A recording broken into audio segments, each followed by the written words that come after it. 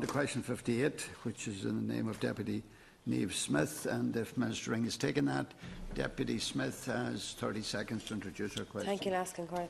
So, to ask the Minister the steps that have been taken to develop arts and education practices by professional artists in schools, and if he's conducted an analysis of the value of arts education, if you make a statement on the same.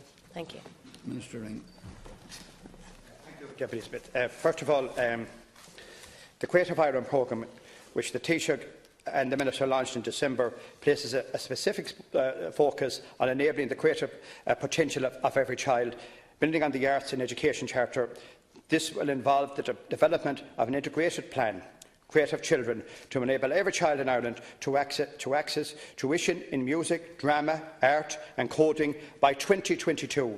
My department officials continue to work with the other departments and other stakeholders to develop this plan with the launch timeframe in autumn of 2017.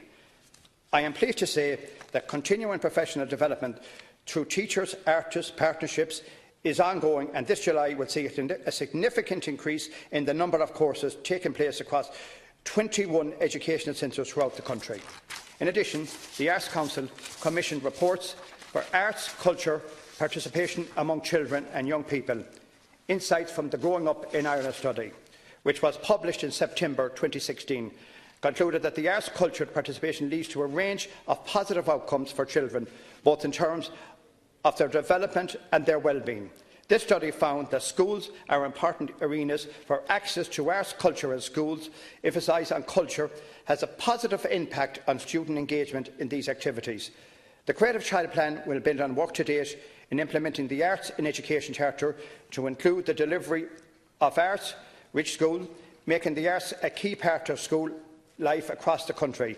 My department continues to work closely with the Department of Education and Skills, the Department of Youth and Children Affairs and the Arts Council to deliver the key objectives of the Charter within a wider context now of the Creative Ireland programme, to include a non-mainstream education.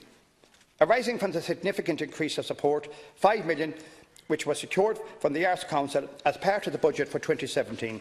I am pleased that the Arts Council increased funding in this area for 2017 from €3.1 million in 2016 to €3.7 million this year.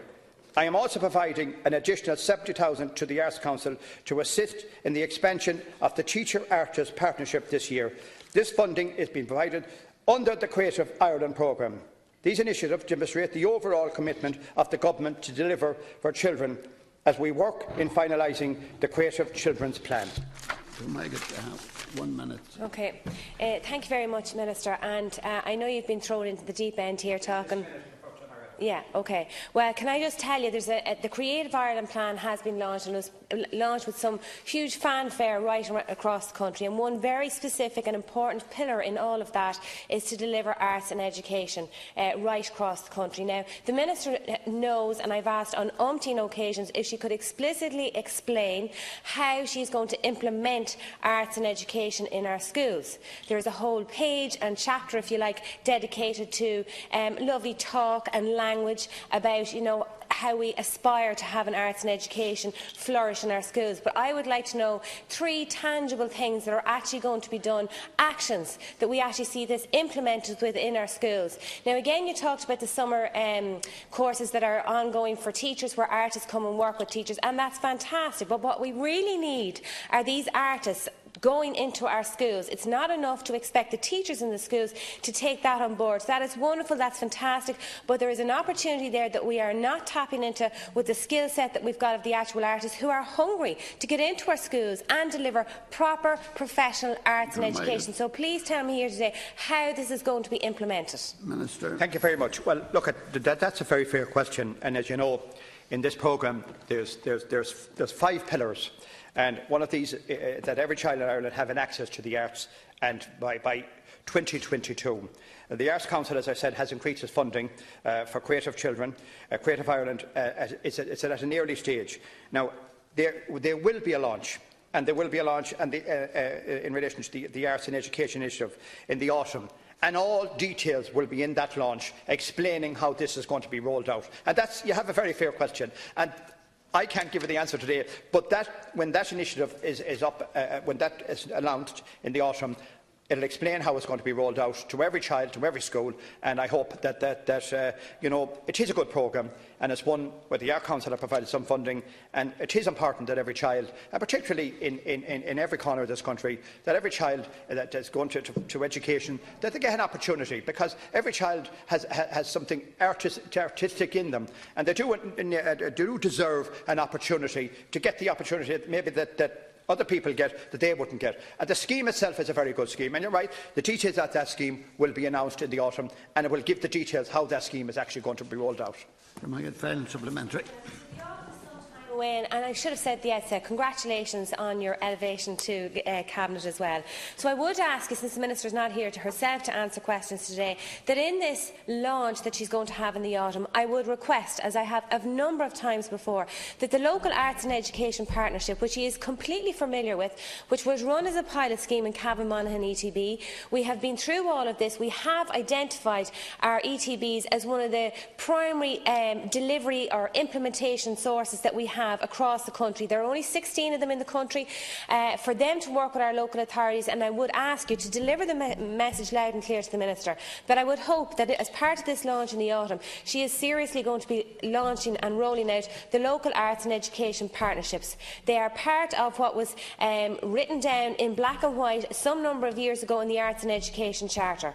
That was what was aspired towards. That was back in 2013. We're at 2017 and we haven't seen anything tangible. As I said, there was the pilot scheme. I was involved in it myself in Cavan. We know it works. It's a no-brainer. And until there is actually that has been dedicated and designated to somebody with that responsibility to go and deliver it, it won't happen. It's all meaningless talk and huff and bluster. And I want to see that as part of what she rolls out in the autumn. I want you to carry that message back loud and clear to her that these local arts and education partnerships are to be delivered. And I would suggest and recommend, and until she tells me otherwise, the ETBs, along with the local authority and local arts and education officers, are best placed to deliver that. Final response from the Minister. Thank you very much,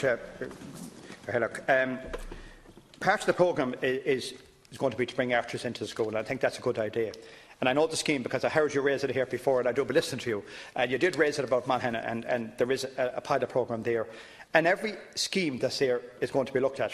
And, I mean, they're going to take the best of everything, what the local authorities have to offer, what the private sector has to offer out there, and what artists themselves have to offer. And I think it's great, because I'll tell you why. I think it'd be great to see some artists, you know, we always hear people talking about artists, to be fair to them, you know, they find it hard, some of them, to make a living.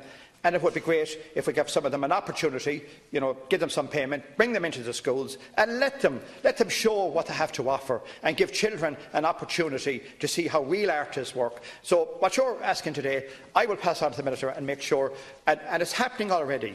Every scheme that's out there, we're looking at the good parts of all these schemes, and when the plan is launched in the autumn, it will outline exactly what's going to happen. But I think the one point that you raised there about the artists, I think it's great, and we've been looking at many schemes, government, and when I was in before when the Rural Development, we were looking at schemes to see could we get some kind of a scheme of social welfare for artists to give them help and assistance, you know, not to have to go up signing every week. But this might be an opportunity to give some artists a bit of work and give them an opportunity to show what they're actually doing, and to give children an opportunity to see real artists at work. And I think it's a great initiative. And we will look, and I'll say to the Minister, we'll let the Minister look at all the issues that you have raised, because you have raised this consistently about that particular scheme in Monaghan. So we'll be looking and making sure that every scheme that's up and running at the moment, we take the best parts of that and try and complement them into this particular scheme that we're going to run in the autumn. Next question in the name of